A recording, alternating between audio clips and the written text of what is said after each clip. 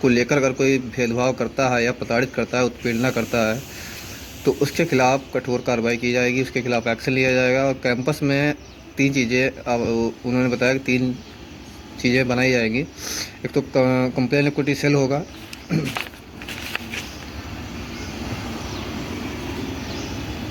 एक तो company sorry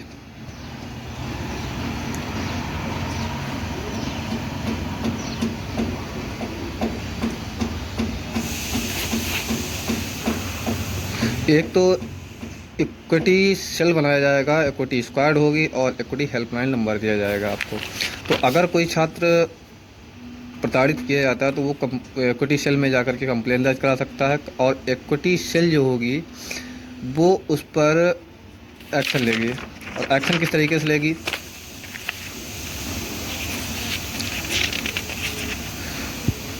उस शिकायत दर्ज कराने के 24 घंटे के अंदर उस कमेटी को बैठक करनी पड़ेगी, बैठक में निर्णय लेना पड़ेगा, और 15 दिनों के अंदर उस मामले पर अपनी रिपोर्ट ले ली होगी।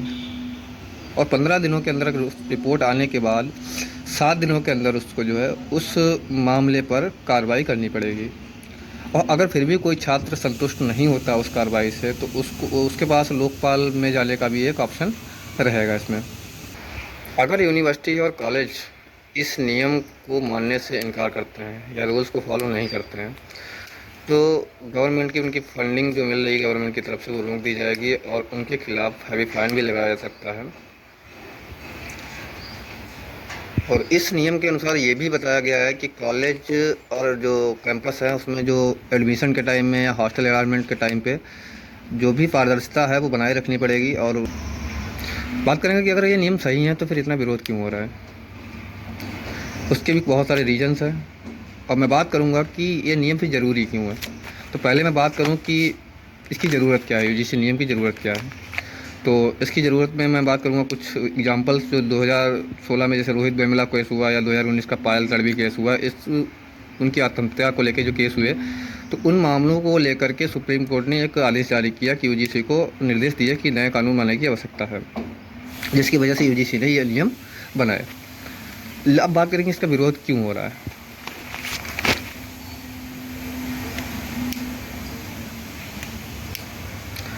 इसका विरोध हो रहा है कि पहले इसमें ओबीसी वर्ग शामिल नहीं था, अब ओबीसी वर्ग को भी शामिल कर दिया, एससी एसटी और ओबीसी के लिए कर दिया गया है। दूसरी चीज़, कुछ लोगों का मानना है कि इससे कॉलेज कैंपस में जो है गुटबाजी होगी, गुट बन जाएंगे, सवर्ण बनाम एससी एसटी ओबीसी हो जाएगा। कुछ लोगों का मानना है कि सवर्ण प्रताड़ित होंगे तो उनके लिए कोई कानून नहीं है। लेकिन मैं उन लोगों से जो विरोध कर रहे हैं इसका, तो मैं उन लोगों से सवाल पूछना चाहूँगा, क्या इससे पहले जितनी भी जातिगत भेदभाव फैलाने वाले जो अराजक तत्व थे, क्या आपने कभी उनके खिलाफ़ मुंह खोला, अपनी आवाज़ बुलंद की? शायद नहीं की होगी।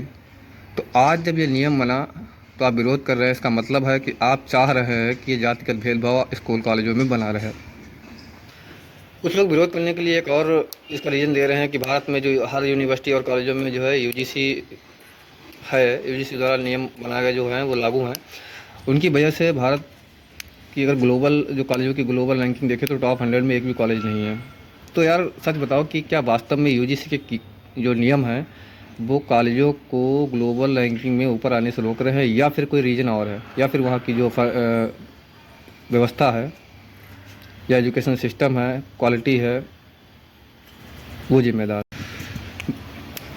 सच में अगर बात करें कि भारत में हायर एजुकेशन की हालत क्या है, तो फर्जी डिग्रियां मिल रही हैं, शिक्षक भर्ती में गड़बड़ियाँ हो रही हैं, जातिगत भेदभाव हो रहा है, आदि दंगे हो रहे हैं, और छात्र परेशान होकर आत्महत्या कर रहे हैं। और इसका सबसे बड़ा आरोप ये लग रहा है कि झूठी एफआईआर होंगी, झूठी शिकायतें दर्ज होंगी, जिससे लोगों में डर बैठेगा।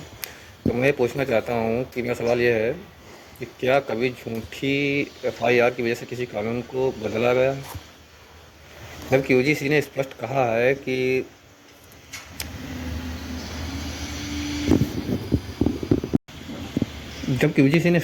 कि जांच होगी, सबूत देखे जाएंगे और डायरेक्ट पनिशमेंट नहीं मिलेगी, फिर डर किस बात। मेरा मानना है कि यूजीसी के जो नए कानून है वो परफेक्ट नहीं है लेकिन ज़रूरी हैं। जिन लोगों का मानना है कि कानूनों को पहले ऐसा ही रहने दो। उनका यही, मैं कहूँगा कि उनका यही कहना है कि हमसे सवाल मत पूछो और उस प्रताड़ना को बंद मत करो। देश को अब ऐसी शिक्षा नहीं चाहिए कि जिसमें भेदभाव हो रहा हो, दंगे हो रहे हों। देश को चाहिए क्वालिटी और इक्विटी और अकाउंटेबिलिटी, जिसके लिए यूजीसी सही कदम उठा रहा है, सही दिशा में नियम बना रहा है।